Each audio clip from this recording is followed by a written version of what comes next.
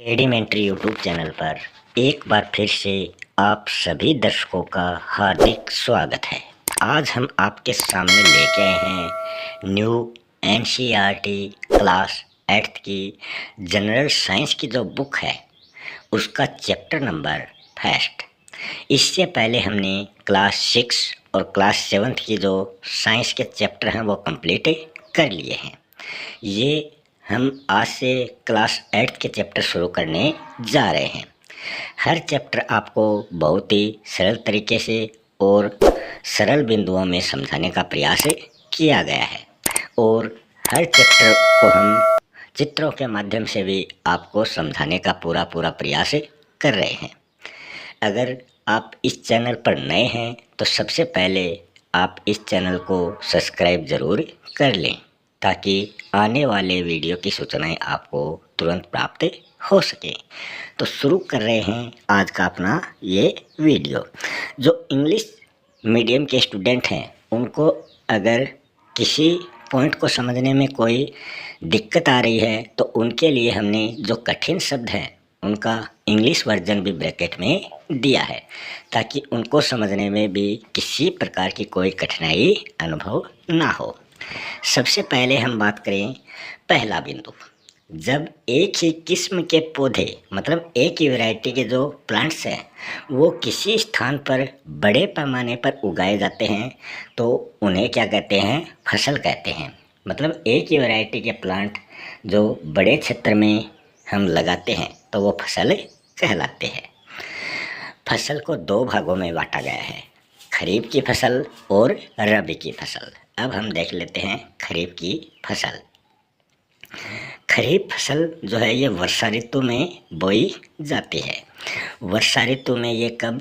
जून से लेकर सितंबर तक इनका समय होता है। जून से सितंबर के महीने के बीच में ये फसल उत्पादित होती है। इसमें कौन कौन सी फसलें आती हैं? धान, मक्का, सोयाबीन, मूंगफली, कपास, ये सभी क्या है? ये खरीफ की फसलें हैं। इनको हम और विस्तृत रूप से आगे आने वाली कक्षाओं में पढ़ेंगे। यहाँ तो केवल क्लास के अनुसार हम चल रहे हैं, तो ये क्लास 8th के अकॉर्डिंग ये बिंदु यहाँ पर दिए गए हैं। फिर हम बात करते हैं रबी की फसलें। रबी की फसलें जो हैं ये शीत ऋतु में बोई जाती हैं और इनका समय अक्टूबर से लेकर मार्च तक आता है। इनमें हम बात करें गेहूँ, चना, मटर, सरसों, अलसी, ये सभी जो हैं ये रबी की फसलें हैं। एक जो इसका तीसरा रूप है जायद की फसलें, वो इसमें नहीं बताया गया है। तो उसमें जायद की फसलें जो है ये अप्रैल से लेकर जून जुलाई तक बोई जाती हैं। अगले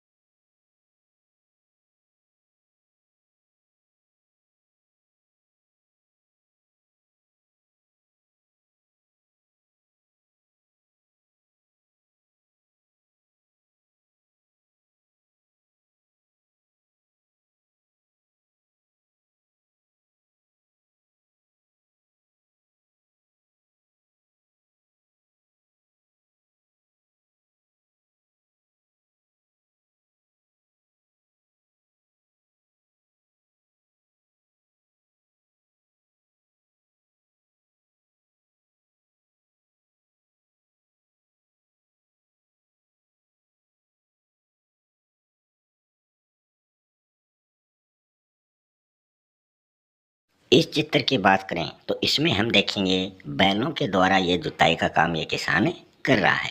इसमें हम बात करें तो ये बैलों के कंधे पर जो लकड़ी लगी होती है इसको बोलते हैं जोत, और ये जो लंबी लकड़ी होती है इसको बोलते हैं हाल, और ये यहाँ पर जो इसके नीचे लोहे की एक पतली सी पट्टी लगी होती है जिसको बोलते हैं फाल, जो मिट्टी के अंदर रहती है।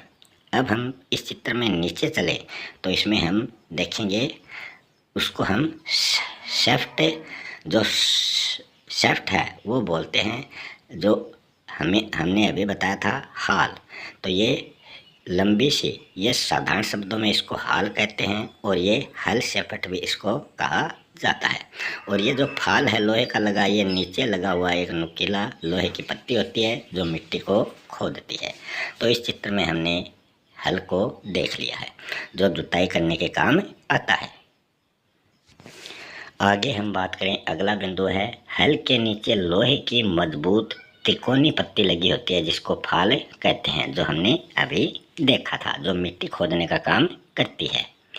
हल के मुख्य भाग पर एक लंबी लकड़ी होती है जिसे हल शेफ्ट कहते हैं, मतलब उसको हम हाल भी कहते हैं। साधारण शब्दों में अपनी ग्रामीण भाषा में उसको हाल कहा जाता है। अगला बिंदु है कुदाली, जो है ये खरपतवार निकालने एवं मिट्टी में पोला करने के काम आती है, जिसको हम खुरपी भी बोल सकते हैं, कुदाली भी बोल सकते हैं। ये सभी क्या होती हैं, खरपतवार हटाने के साधन होते हैं। इसके एक सिरे पर लोहे की चौड़ी और मुड़ी प्लेट होती है जो ब्लेड की तरह खरपतवार को काटने का काम करती है। इसका भी हम चित्र देखेंगे, मगर अगला बिंदु हम देख लेते हैं।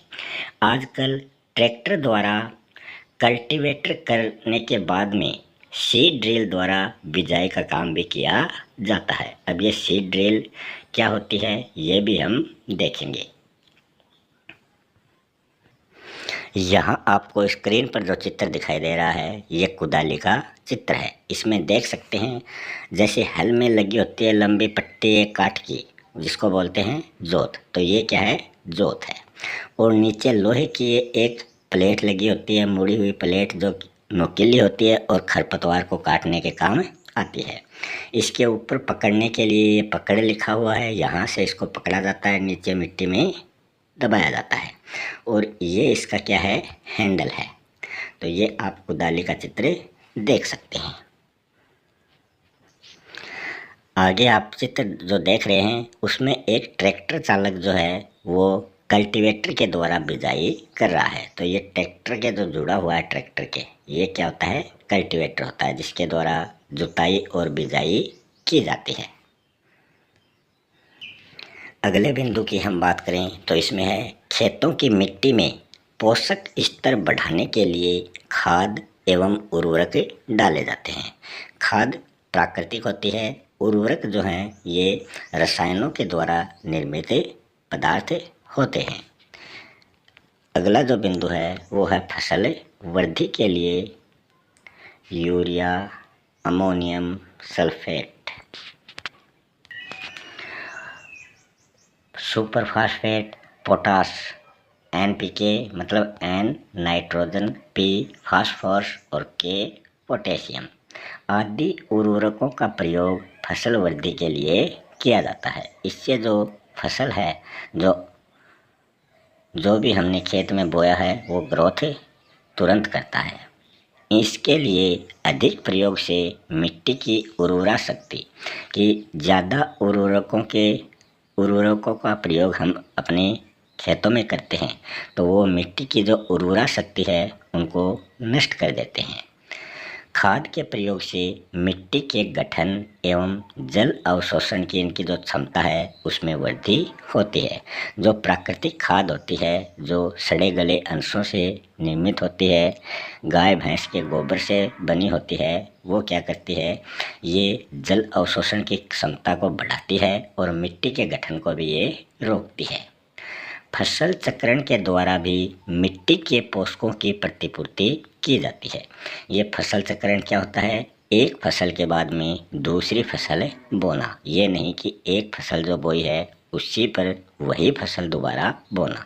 तो फसल चक्रण में बार बार बदलकर जो फसलें बोई जाती हैं उससे जो मिट्टी के पोषक तत्व हैं वो बने रहते हैं।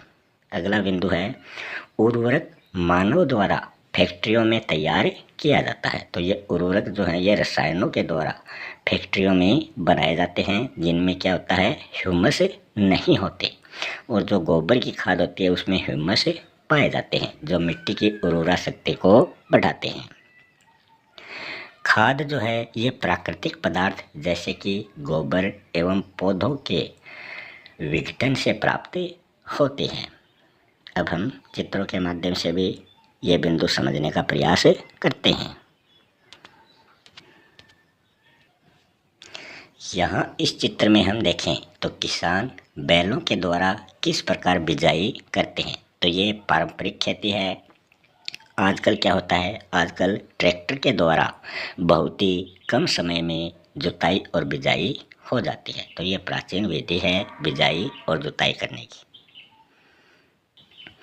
हमने एक बिंदु में बात की थी सीड ड्रिप की। तो ये आप सीड ड्रिप का चित्र देख सकते हैं। ये ट्रैक्टर के लगाकर इसके द्वारा बिजाई की जाती है। तो इसमें ऊपर अनाज के जो दाने हैं वो डाले जाते हैं और वो इन पाइपों के माध्यम से इन लोहे की जो पत्तियां हैं इनके सहारे मिट्टी में चले जाते हैं और बिजाई हो जाती है। अगला जो बिंदु है वो है सिंचाई के पारंपरिक तरीकों में कौन कौन से हैं। मोट जिसको हम गिरनी बोलते हैं, चैन पंप, ढेकली, रहट जिसको हम उत्तोलक तंत्र भी कह सकते हैं। तो ये सिंचाई के पारंपरिक तरीके हैं जिनको हम चित्र के माध्यम से भी आपको समझाने का प्रयास करेंगे। फिर है सिंचाई की आधुनिक विधियां कौन कौन सी हैं। इसमें डीजल, बायोगैस, विद्युत व सौर ऊर्जा का प्रयोग इसमें किया जाता है। तो ये सिंचाई करने के पारंपरिक और नवीन विधियां हैं जो हम चित्रों के माध्यम से समझेंगे। मगर उससे पहले हम छिड़काव तंत्र को भी समझ लेते हैं। छिड़काव तंत्र में क्या होता है, कुओं का जो पानी है वो पाइप और नोजलों के द्वारा वर्षा की तरह खेतों में जो फसल हमने बोई है उस पर यह छिड़का जाता है। एक होता है ड्रिप तंत्र।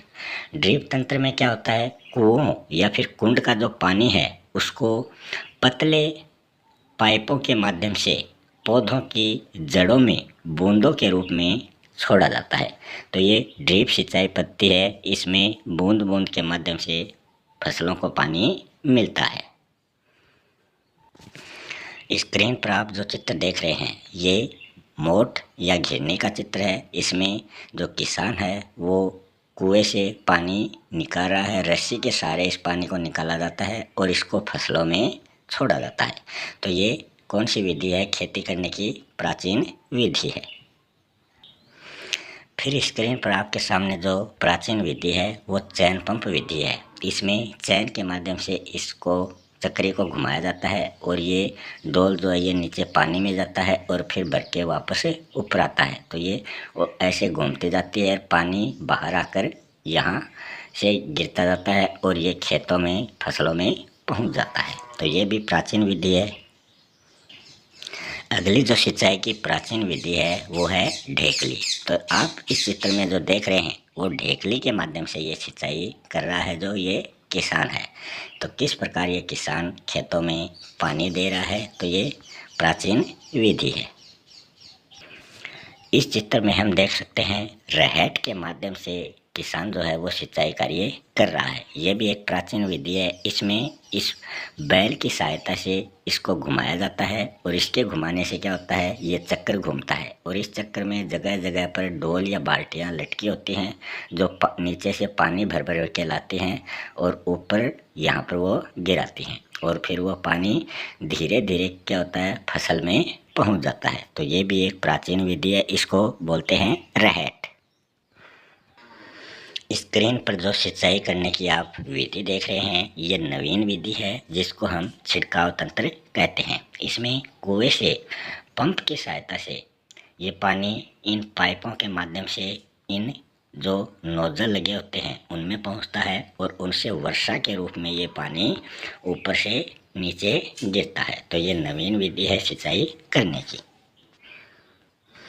स्क्रीन पर आप जो चित्र देख रहे हैं ये सिंचाई करने की नवीन विधि है, इसको ड्रिप सिस्टम कहते हैं। इसमें भी क्या होता है, कुएं के माध्यम से जो मोटर लगी होती हैं विद्युत मोटर, उनके द्वारा पानी इन पाइपों में भेजा जाता है और इन पाइपों के माध्यम से ये पतले पाइपों में जगह जगह जाता है और ये जो पतली पाइप होती हैं इनके पतला सा छेद जो है वो पौधों की जड़ों में होता है, जिसके माध्यम से क्या होता है पानी जो है वो बूंद बूंद करके उन पौधों की जड़ों में पहुंचता है। तो ये ड्रिप सिस्टम है, बूंद बूंद सिंचाई पद्धति का चित्र आपके सामने हमने दिखाया है।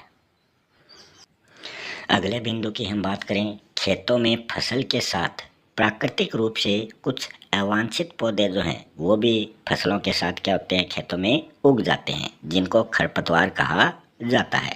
जो घास फूस होता है वो हमने देखा होगा खेतों में उगा रहता है, जिसको हम खरपतवार कहेंगे। इन्हें हटाने की जो विधि है वो है निराई। तो इस हटाने की विधि को निराई कहते हैं और इसमें जो दवा का छिड़काव किया जाता है, जो खरपतवार नाशी दवाएं हैं वो हैं 2,4-D जो है वो सबसे प्रमुख खरपतवार नाशी दवा है, जिसके माध्यम से इस खरपतवार को नष्ट किया जा सकता है। अगला बिंदु है, खेतों में दरांती जो होती है उसकी सहायता से भी फसल की कटाई की जाती है। तो हम दिखाएंगे दरांती कैसी होती है वो भी दिखाएंगे, मगर उससे पहले हम देखते हैं मशीन मतलब हार्वेस्टर के द्वारा भी फसल की कटाई की जाती है। मतलब जहाँ पर मजदूरों की कमी हो जाती है, मजदूर नहीं मिल पाते, तो वहाँ हार्वेस्टर के द्वारा फसल की कटाई की जाती है। अनाज व भूसे को थ्रेसिंग विधि द्वारा अलग अलग किया जाता है। मतलब जो भी कचरा भूसा होता है वो एक साइड चला जाता है और अनाज जो है वो दूसरी साइड आ जाता है, तो वो विधि थ्रेसिंग कहलाती है। यह कार्य कॉम्बाइन मशीन के द्वारा किया जाता है, जो हार्वेस्टर और थ्रेसर का संयुक्त रूप होता है। तो ये दोनों का मिला जुला रूप होता है। छोटे किसान अनाज के दानों को फटक करके मतलब विनोइंग जो विधि है उसके द्वारा वो उसको अलग करते हैं। इस चित्र में देखेंगे आप, एक किसान जो है वो 2,4-D जो खरपतवार नाशी दवा है उसका छिड़काव करके ये जो उसकी फसल है इसमें से वो खरपतवार को नष्ट कर रहा है। जो हमने फसल काटने का एक यंत्र आपको बताया था, तो ये वो दराती है जिसके माध्यम से किसान जो है वो फसलों को काटता है। यहाँ आप इस चित्र में देख सकते हैं कंबाइन मशीन के द्वारा फसलों की कटाई जो है वो किस प्रकार होती है। तो ये कंबाइन मशीन आपके सामने आपको स्क्रीन पर दिखाई दे रही है। हमने अंतिम बिंदु में फटकन विधि की क्या बात की थी, जिसको हम विनोइंग विधि भी कहते हैं। तो ये फटकन विधि द्वारा अनाज को भूसे से अलग करने की ये जो मशीन है ये आपके सामने दिखाई दे रही है। आज के चैप्टर का अपना अंतिम पॉइंट है, बीजों का बड़े पैमाने पर भंडारण साइलो और भंडार गृहों में किया जाता है। तो जो बड़े बड़े व्यापारी हैं वो क्या करते हैं, बीजों का भंडारण करते हैं। तो इनके भी हम आपको चित्र दिखाएंगे और उसके बाद में अपने इस वीडियो का हम अंत करेंगे। इस चित्र में आप अनाज भंडारण करने की जो साइलो टेक्निक है वो आप देख सकते हैं। इसके द्वारा जो बड़े व्यापारी होते हैं वो किस प्रकार अनाज जो है उनको सुरक्षित रखते हैं। यहाँ आप जो भंडार गृह देख रहे हैं स्क्रीन पर, इसमें जो जूट के बोरे होते हैं उनमें अनाज भरकर रखा जाता है। तो ये जो आपको बोरे दिखाई दे रहे हैं इनमें क्या होता है, अनाज होता है और इनको एक जगह भंडारित किया जाता है। तो इसी के साथ अपना चैप्टर नंबर 1 यहीं समाप्त होता है। अगर आपको वीडियो पसंद आया हो तो चैनल को सब्सक्राइब ज़रूर कर लें। मिलते हैं नेक्स्ट वीडियो में किसी नए चैप्टर के साथ। तब तक के लिए आप सभी का बहुत बहुत धन्यवाद।